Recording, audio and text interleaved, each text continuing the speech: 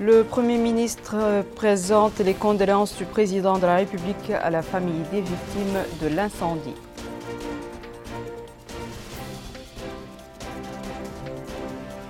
Nouakchott abrite un atelier sur l'opérationnalisation du modèle de cadrage macroéconomique et budgétaire.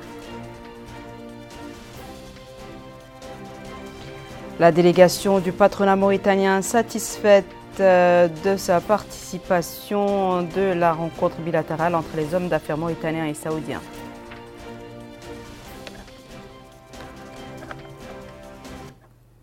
Bonsoir mesdames, mesdemoiselles et messieurs et merci de vous joindre à nous suite au drame qui s'est produit au secteur 16 dans la Muqata'a de Dar Naïm et qui a coûté la vie à 5 membres d'une même famille. Le Premier ministre s'est rendu sur les lieux où il a présenté les condoléances du président de la République à la mère des enfants, Yedali Fall. Suite au drame qui a touché une famille à Dar Naïm et qui a coûté la vie à 5 de ses enfants, le Premier ministre, M. Ismaïl Boulbodda ou le Cheikh Sidia, s'est rendu chez la famille éplorée pour lui présenter les condoléances et l'expression de la compassion du président de la République, implorant Allah le Tout-Puissant d'inspirer les proches des disparus patience et réconfort, de couvrir les disparus de sa miséricorde et de leur réserver son paradis. Il a souligné dans son intervention qu'il s'agit là de la volonté d'Allah le Tout-Puissant et que c'est le destin auquel personne ne peut échapper.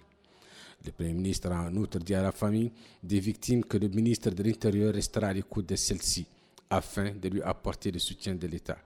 La mère des 5 enfants qui ont péri dans ce drame, Mme Zainab Boumtblal, a remercié le président de la République, M. Mohamed El-Cheikh Qazouani, et son Premier ministre pour cette visite. Elle a déclaré que cette visite lui va droit au cœur et qu'elle s'en remet à Allah le Tout-Puissant pour ce qui lui est arrivé. C'est vers 3 heures du matin aujourd'hui que cet incendie meurtrier s'est déclaré dans le quartier secteur 16 de la Muqata'a de Dar Naïm. Toujours cette triste nouvelle dans ce journal. En effet, Nouakchott s'est réveillé ce matin sur une véritable tragédie. Un incendie qui a coûté la vie à 5 enfants de la même famille dans le quartier populaire de Dar Naïm. Bokarba est là-bas. 5 enfants d'une même famille ont péri dans un violent incendie qui se produit ce matin dans le secteur 16 de la Muqata'a de Dar Naïm, dans la wilaya de Nouakchott Nord. Le feu s'est déclenché dans une baraque où dormaient les membres de la famille. La violence des flammes a quasiment emporté tout. La mère des victimes, Zainabou bint Bilal, se dit horrifiée par ce drame. Elle explique que l'incendie s'est déclenché à l'aube. La première des choses qu'elle a faites, c'est de forcer la porte pour que les enfants puissent sortir. En vain. Elle ajoute que les enfants pris entre les flammes ont aussi tenté de déverrouiller la porte, sans succès. La mère éplorée affirme qu'elle a crié au secours. Les voisins ont accouru, mais personne n'a pu faire quelque chose face à la violence du sinistre. La gendarmerie et la police ont également répondu présents. Elle s'en remet à la volonté d'Allah. En d'autres termes, il s'agit d'un destin. Mohamed El-Messaoud, l'oncle des enfants, explique que l'incendie s'est déclenché à l'aube. Il a rapidement tenté d'ouvrir la porte, insistant pour qu'il y ait une brèche afin que les enfants puissent échapper aux flammes. Dommage, il n'a pu rien faire. Puis, il a appelé la protection civile qui a intervenu. Et à leur arrivée, les secours ont déjà trouvé que les 5 enfants ont déjà péri. Sidi Mohamed El-Mohamed Val, l'aîné de la famille, est le seul survivant. Les lieux du drame ne désemplissent pas. Les proches de la famille éplorés, les voisins et d'autres personnes ont accouru ce matin pour partager la douleur et exprimer la solidarité à la famille.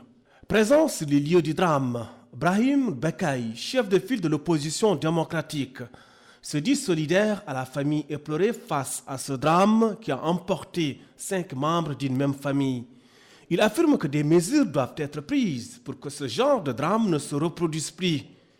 Il souligne la nécessité de mettre en terme, de faire habiter des familles dans des garages, expliquant que les lieux ne sont pas adaptés à l'habitat. Il a rappelé que ce drame n'était pas le premier, rappelant le sinistre similaire qui s'était produit à Nouadhibou. Les pouvoirs publics étaient aussi présents pour témoigner de leur solidarité, D'ailleurs, le maire de la commune de Darnaïm, Momo Kotob El Moma, déplore l'absence d'une unité de protection civile à Darnaïm. Il ajoute que les pouvoirs publics doivent prendre des mesures pour que ce genre de drame ne se reproduise plus. Il a aussi rappelé la nécessité d'assister les indigents afin qu'ils puissent trouver un habitat décent. Le court-circuit électrique pourrait être à l'origine du drame.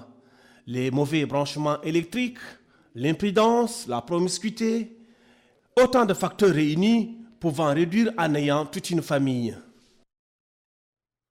Le ministre de la Justice, Dr Hamoud Ramdan, ministre des Affaires étrangères, de la coopération et des Mauritaniens de l'extérieur par intérim, s'est rendu successivement à l'ambassade de la République d'Irak et celle de la République islamique d'Iran pour présenter les condoléances de la Mauritanie et à ces deux pays frères.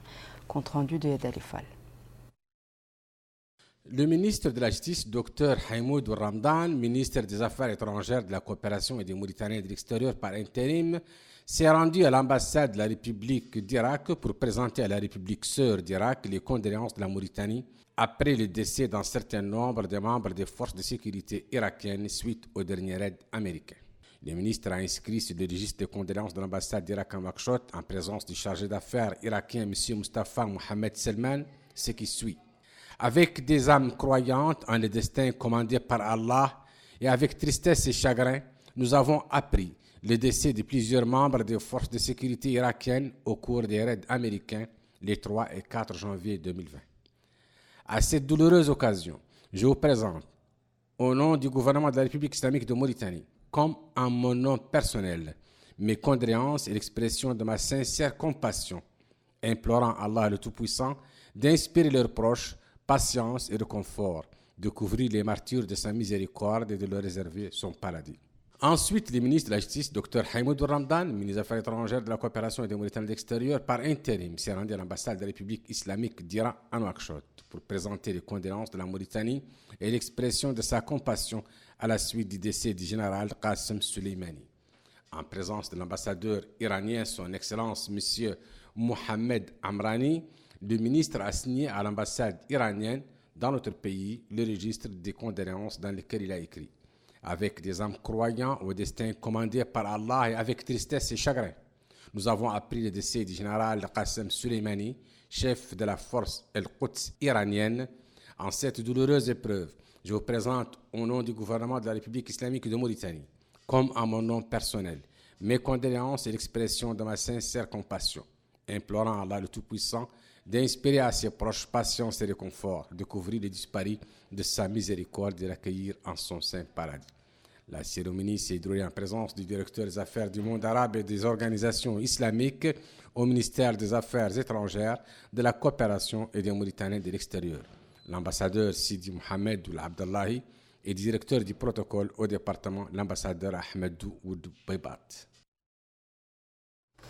Le ministre du Commerce et du Tourisme, M. Sid Ahmed El Mohamed, a décoré au nom du président de la République aujourd'hui à Nouakchott de la médaille de chevalier de l'Ordre du Mérite national deux fonctionnaires de son département.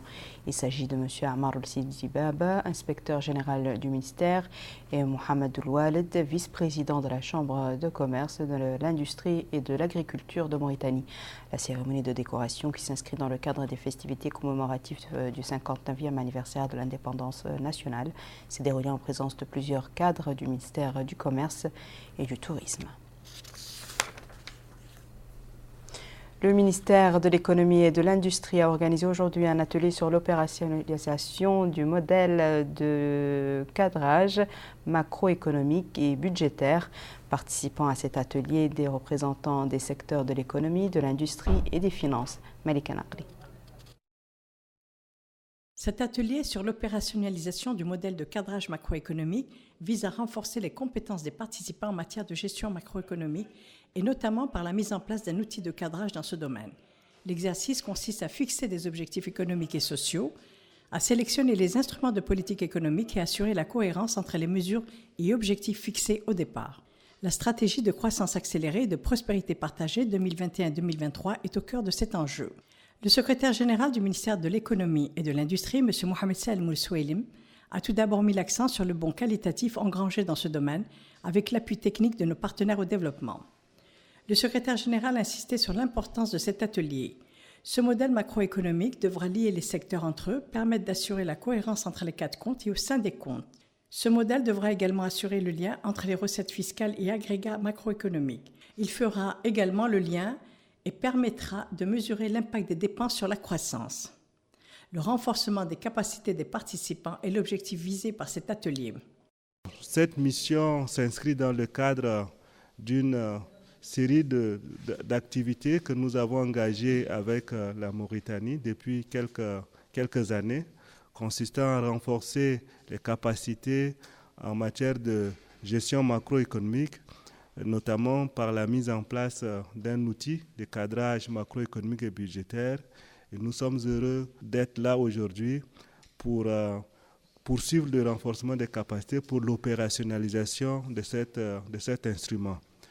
Notre souhait, c'est qu'effectivement cet instrument serve au gouvernement pour les projections macroéconomiques, l'analyse macroéconomique et la prise de décision dans le domaine donc, de la gestion macroéconomique et budgétaire. Les participants à cet atelier de 6 jours sont issus des secteurs de l'économie et de l'industrie, des finances, de la Banque centrale et de secteurs productifs. Les directeurs généraux de l'Institut national de recherche en santé publique, le professeur Mohamed Abdallah El-Ballahi, et de l'Institut Pasteur de Dakar, M. Amadou Sall, ont signé ce matin à Nouakchott un accord de jumelage entre leurs deux institutions.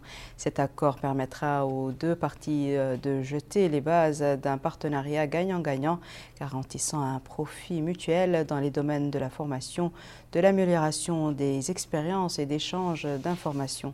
Abdelrahman Hamad. Cet accord de jumelage signé aujourd'hui entre l'Institut national en santé publique et l'Institut Pasteur de Dakar va permettre aux deux parties de jeter les bases d'un partenariat gagnant-gagnant, garantissant un profit mutuel dans les domaines de la formation, de l'amélioration des expériences, de l'échange d'informations et de documents, de la préparation et de la publication de recherches scientifiques et de la réalisation d'enquêtes et d'investigations de nature à améliorer les indicateurs de santé publique dans les deux pays. Prenant la parole à cette occasion, le directeur général de l'Institut national de recherche en santé publique, professeur Mohamed Abdallah El-Ballahi, a affirmé que la signature de cet accord est dictée par la nécessité de promouvoir la coopération internationale dans le domaine sanitaire et que cette initiative est incontournable si on veut renforcer les partenariats en matière de surveillance épidémiologique et d'échange d'informations et faciliter la circulation des personnes et des biens entre les deux pays voisins. Les aspects de ce jumelage sont nombreux et importants pour la santé publique entre les deux pays. Ce jumelage va porter non seulement sur les connaissances techniques dans des disciplines techniques que peuvent être la microbiologie au sens large, médicale, la microbiologie alimentaire, mais aussi va concerner toute une série de disciplines qui accompagnent les laboratoires et les instituts de santé publique. Je pense beaucoup à tout ce qui concerne la qualification, tout ce qui concerne la biosécurité, pour ce qui concerne aussi le volet de la métrologie. Et tous ces éléments sont extrêmement importants dans la mesure où ils vont jouer un rôle, que ce soit dans la détection, la réponse, la prévention et justement les éléments de prévention au niveau des émergences. Ce partenariat entre les deux instituts est apprécié par l'Organisation mondiale de la santé qui a réitéré son engagement de l'accompagner jusqu'à qu'il réalise les objectifs assignés. L'OMS réitère son engagement d'accompagner cette initiative pour renforcer les actions de lutte intégrée contre les maladies et la recherche en santé publique. Et nous souhaitons que ce partenariat apporte les résultats attendus et au-delà. La cérémonie de jumelage a été marquée par la présentation des exposés portant dans leur ensemble sur le rôle de ces deux instituts, leurs activités de recherche et de surveillance épidémiologique ou encore les orientations stratégiques. La délégation de l'Union nationale du patronat mauritanien conduite par M. Mohamed Zain El-Abidine El-Cheikh Ahmed, président de l'UNPM, a regagné aujourd'hui Nouakchott en provenance du Royaume d'Arabie Saoudite après avoir participé du 4 au 8 du mois courant à un forum économique à Aminata Khan. Après une visite de plusieurs jours au Royaume d'Arabie Saoudite, les membres de la délégation des hommes d'affaires mauritaniens sont de retour au pays. À l'aéroport international de Nouakchott-Ountounsi, nous avons recueilli les impressions de quelques membres de la délégation. Pour cet homme, ce voyage était une occasion pour les membres de l'autorité de la zone franche de Nouadhibou de présenter des exposés sur les opportunités d'investissement qu'offre ce pôle touristique. Cet autre indique qu'il a retenu 3 axes principaux. La première est que le Royaume d'Arabie Saoudite planifie l'investissement, il l'encourage et le contrôle. Il espère que nos autorités feront de même pour booster l'économie et ainsi, dira-t-il, nous pourrons aspirer au développement tant espéré. Cette dame a déclaré que le voyage fut une réussite et que plusieurs promesses ont été faites par les hommes d'affaires saoudiens qui vont dans un futur proche venir dans le pays pour investir. Pour cet autre homme, plus de 100 sociétés mauritaniennes, en plus des autorités, ont pris part à ce voyage qui a été une réussite. Cet homme remercie le Royaume d'Arabie Saoudite pour la chaleur de l'accueil et l'hospitalité généreuse. Il indique que le voyage était très bénéfique et que les Mauritaniens se sont rendus compte que pour espérer tout développement, qu'il fallait développer l'industrie. Enfin, cette dame a indiqué à notre micro que ce voyage, qui était organisé par l'Union nationale du patronat mauritanien et les autorités, doit être une opportunité pour les autorités mauritaniennes de faciliter les procédures administratives pour encourager les investisseurs à venir dans notre pays. Direction à présent Nouadhibou, la mise en œuvre pratique de la décision du ministre de la Santé relative aux évacuations gratuites des malades entre les différentes structures hospitalières du pays a été appliquée. C'est le patient Abdullah Boussar qui en a bénéficié. Malika Naql. Un bond qualitatif a été enregistré en ce qui concerne le rapprochement des services de base aux citoyens au sein de la plus importante infrastructure hospitalière de Nouadhibou. C'est ainsi que la mesure de prise en charge gratuite des évacués d'un établissement hospitalier à un autre est un véritable soulagement pour les populations, particulièrement les plus démunies. C'est le cas notamment pour Abdallah Aboussa, marin âgé de 32 ans, qui a été l'objet d'un accident de la circulation. Le malade a été évacué vers le centre hospitalier régional d'El Aouina. Une de nos équipes était présente à cette première évacuation, mettant en pratique la mesure du département de la santé qui prend en charge non seulement l'évacuation, mais également les différentes modalités inhérentes à celle-ci. Le médecin déclare que le patient victime d'un accident a été amené au centre hospitalier la veille. Son état n'était pas stationnaire. Il a subi un scanner. Il nécessite, dit-il, une prise en charge par un neurochirurgien. De ce fait, son évacuation est obligatoire. Il a été placé en réanimation jusqu'à ce que son état soit devenu stationnaire. Il va être envoyé gratuitement sur Nouakchott sans avoir à payer quoi que ce soit. Il sera accompagné au cours de ce transport par un médecin. Nous avons déjà contacté la structure hospitalière qui va l'accueillir et le spécialiste qui s'occupera de lui. Cette mesure est une première en son genre. Elle vient en application des instructions du ministre de la Santé. La mère de l'accidenté, Awassar, salue cette mesure prise par les autorités nationales qui permettra le transport de son fils sur Nouakchott et la prise en charge gratuite des frais inhérents à ses soins. Cette mesure est d'une importance capitale pour la santé des populations, souligne-t-elle. Les populations apprécient grandement la mesure, ainsi que le souligne ce citoyen qui rappelle que c'est une première en soi qui va incontestablement améliorer la santé des populations. Cette femme souligne qu'avant cela, la voiture de location était payée à 70 000. De plus, il fallait mettre le gasoil. Nous remercions les autorités nationales. Pour celui-ci, cette mesure est une bénédiction pour les populations pauvres qui devaient jusque-là emprunter de grosses sommes d'argent afin d'évacuer leurs malades. Que le gouvernement soit remercié, ajoute-t-il. L'évacuation du malade Abdallah Sarr dans une ambulance jusqu'à Nouakchott est la première mise en pratique de la mesure à partir de Nouadhibou. La jeunesse du parti l'Union des forces du progrès a commémoré le 50e anniversaire de la disparition de Sidi Mohamed Soumeida. Le rassemblement qui s'est déroulé à Nouakchott a vu la participation du président du parti et un nombre important de cadres de l'UFP. Abdelrahman Hamad. Une jeunesse engagée pour une Mauritanie unie. Sous ce thème, la jeunesse progressiste du parti Union des forces progressistes a commémoré le 50e anniversaire de la disparition de Sidi Mohamed Soumeida, l'inspirateur des idées du mouvement national démocratique MND. Lorsque Soumeida est apparu comme étant le personnage qu'on va connaître, tel que maintenant il va, et je pense qu'il est entré dans l'histoire, eh bien, il était loin d'être évident que les idées qu'il défendait, que nous allons rappeler ici, ensemble, dans le débat, il était loin d'être évident que sa façon de penser puisse être acceptable pour l'époque. Pourquoi? Parce que c'était une période, au moment où lui, il se lançait, disons, dans la politique ouverte, publique, c'est-à-dire prenait des positions publiques, c'est-à-dire exprimer un point de vue, c'est-à-dire affirmer une thèse devant tout le monde, c'est-à-dire défendre un point de vue politique pour tout vous dire, eh bien, ce qui était dominant, c'était précisément la vision inverse, qui consistait, pour ce qu'on va appeler, disons, l'élite mauritanienne, chacun de s'accouter sur sa vie particulière. Je veux dire par là, sur sa communauté, sur son ethnie, sur sa race. Et cela, on le sait, avait abouti, et ce n'est pas une particularité de notre pays, mais nous l'avons vécu à ce moment-là, cela aboutissait sur des confrontations, disons, identitaires, fortes. Le président du parti Union de forces progressistes, Dr Mohamed El Mouloud, a quant à lui indiqué que l'objectif de cette manifestation est de faire la lumière sur les sacrifices que le disparu Sidi Mohamed Soumeida a consentis pour ancrer la liberté d'expression et pour réaliser les doléances de la jeunesse mauritanienne dans les années qui suivent l'indépendance nationale. Les intervenants, collègues et contemporains du disparu ont présenté leurs témoignages et ont apprécié les sacrifices du disparu, ses idées de lutte contre l'injustice et son alignement aux causes justes.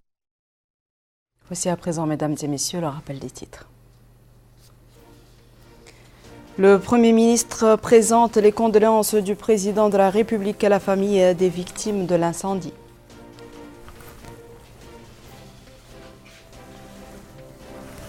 Nouakchott abrite un atelier sur l'opérationnalisation du modèle du cadrage macroéconomique et budgétaire.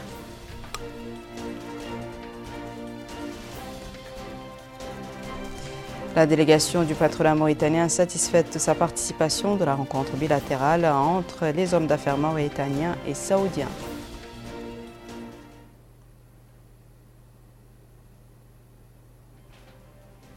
C'est la fin de ce journal, mesdames et messieurs. Merci à vous de nous avoir suivis. Merci de votre fidélité et je vous souhaite une excellente suite au programme sur le Mauritanien.